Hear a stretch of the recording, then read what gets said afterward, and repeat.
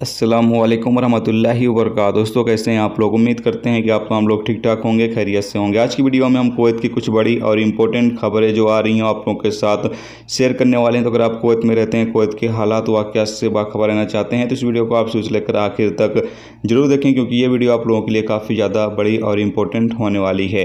पहली अपडेट ये है कि इंडियन एम्बेसी के जो एम्बेसडर हैं सीवी जज, उनकी तरफ से एक मरतबा फिर से बयान सामने आया है, जिसमें उन्होंने कहा है कि इंडियन जो लोग हैं वो कोविशील्ड की वैक्सीन लगवा कर कुवैत आ सकते हैं। जबकि उन्होंने ये भी कहा है कि जब आप वैक्सीन का रजिस्ट्रेशन कर रहे हों तो वहाँ पर आपको सेलेक्ट करना है एस्ट्राजेनेका। जैसा कि मैंने पहले ही आपको अपडेट किया था कि अगर आप वैक्सीन का रजिस्ट्रेशन कर रहे हों तो वहाँ पर आपको एस्ट्राजेनेका ही सेलेक्ट करना है, क्योंकि कोविशील्ड का जो ऑप्शन है वहाँ पर नज़र नहीं आता है, तो आपको एस्ट्राजेनेका ही सेलेक्ट कर लेना है। जबकि यहाँ पर इंडियन एम्बेसी के दूतावास की तरफ से आगे ये भी कहा गया है कि फरवरी के महीने में तकरीबन 2 लाख खुराक भारत से कुवैत भेजा गया था कोविशील्ड की वैक्सीन का, जिसको तकरीबन कुवैत के अंदर इस्तेमाल भी किया गया था और लोगों को कोविशील्ड की वैक्सीन लगाई भी गई थी। लेकिन अभी इंडिया सरकार विदेशों में वैक्सीन की सप्लाई इसलिए नहीं कर रही है क्योंकि इंडिया को खुद ही वैक्सीन की ज़रूरत है। इंडिया की बहुत बड़ी आबादी है, तो इंडिया में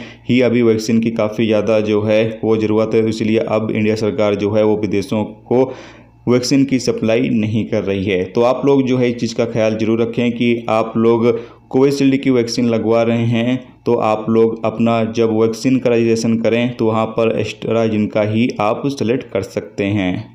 इसके अलावा अगली अपडेट ये है कि कुवैत में कर्फ्यू के हवाले से अभी तक कोई भी प्लान नहीं किया जा रहा है। अपडेट के मुताबिक एक नई अपडेट जारी हुई है, जैसा कि आप सामने स्क्रीन पर देख सकते हैं। बताया ये जा रहा है कि अभी कुवैत के अंदर लॉकडाउन जो है वो नहीं लगाया जाएगा, क्योंकि अभी कुवैत में 1 अगस्त से लोगों की जो एंट्री है वो शुरू की जा रही है, और अगर लॉकडाउन लगा दिया जाता है तो फिर लोगों की जो एंट्री है वो एक बार फिर से बंद करनी पड़ेगी। तो इसलिए यहाँ पर अभी लॉकडाउन के हवाले से कोई फैसला नहीं किया गया है। बस लोगों से अपील की जा रही है कि जो रूल्स और रेगुलेशंस है उसकी तमाम लोग पाबंदी करें, ताकि हालात जो है वो कुवैत के अंदर बेहतर रहे और लॉकडाउन लगाने की ज़रूरत ना पड़े।